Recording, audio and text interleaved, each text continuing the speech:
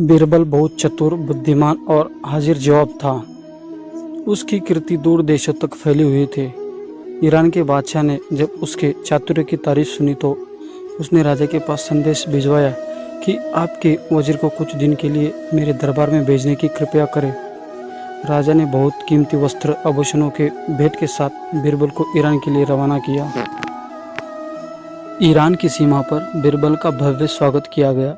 दूसरे दिन जब बीरबल बादशाह के दरबार में पहुंचा तो बादशाह ने भी उसकी अवभगत की और राजा के द्वारा भेजे गए उपहार के लिए धन्यवाद और कृतज्ञता प्रकट की। बीरबल ने ईरान के बादशाह की राजनीति के कई रहस्य समझाए। बादशाह उसकी हर राय से सहमत हुए। विदाई की बेला में बादशाह ने अपने सभी दरबारियों के बीच हिंदुस्तानी वजीर से एक सवाल किया कि आपके राजा और मेरे बीच आप कैसे तुलना करते हो। वजीर ने कहा, हमारा राजा दूज के चांद की तरह है और आप पूनम के पूर्ण चंद्रमा से सुंदर सुशील है।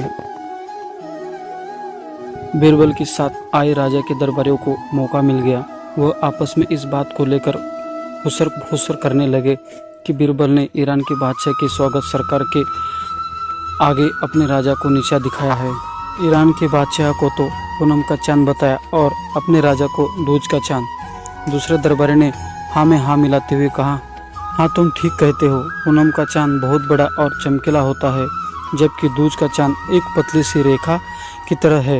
वजीर ने अपने राजा को छोटा बताया। इसकी हमें शिकायत करनी चाहिए, किसी दरबारी ने कहा। जब बीरबल वापस अपने राजा के दरबार में लौटा तो राजा ने सारा हलचल पूछा। बीरबल की बातें सुनकर राजा बोला, आपने हमारे दरबार की शोभा ईरान तक फैलाई, इसके हमें बहुत खुशी है। साथ गए दरबारियों ने पूनम के चांद और दूज के चांद वाली बात राजा को बताई। राजा इस पर बहुत नाराज हुआ। दूसरे दिन बीरबल से उसने पूछा, आपने मेरी तुलना पूनम के चांद से क्यों नहीं की। वजीर को सारा माजरा समझ में आ गया।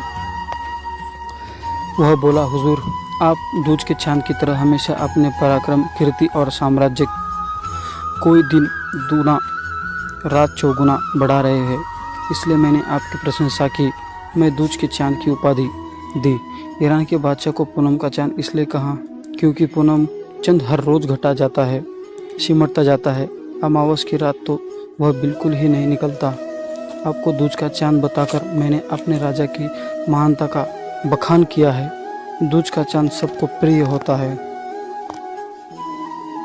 सभी उसके दर्शन करते हैं। पूनम का चांद तो एक दिन चमकता है और दूज का चांद पूरे पखवाड़े तक चमकता है। आप खुद फैसला करें कि दूज का चांद ज्येष्ठ या पूनम का। राजा ने कहा, हाँ दूज का चांद। और अपने बीरबल की बात सुनकर राजा खुश हुआ। उसने चुगलखोरों की जमकर खबर ली। राजा ने उससे और इनाम देकर सम्मानित किया। दोस्तों, वीडियो अच्छा लगी तो लाइक और सब्सक्राइब कर दीजिए। धन्यवाद।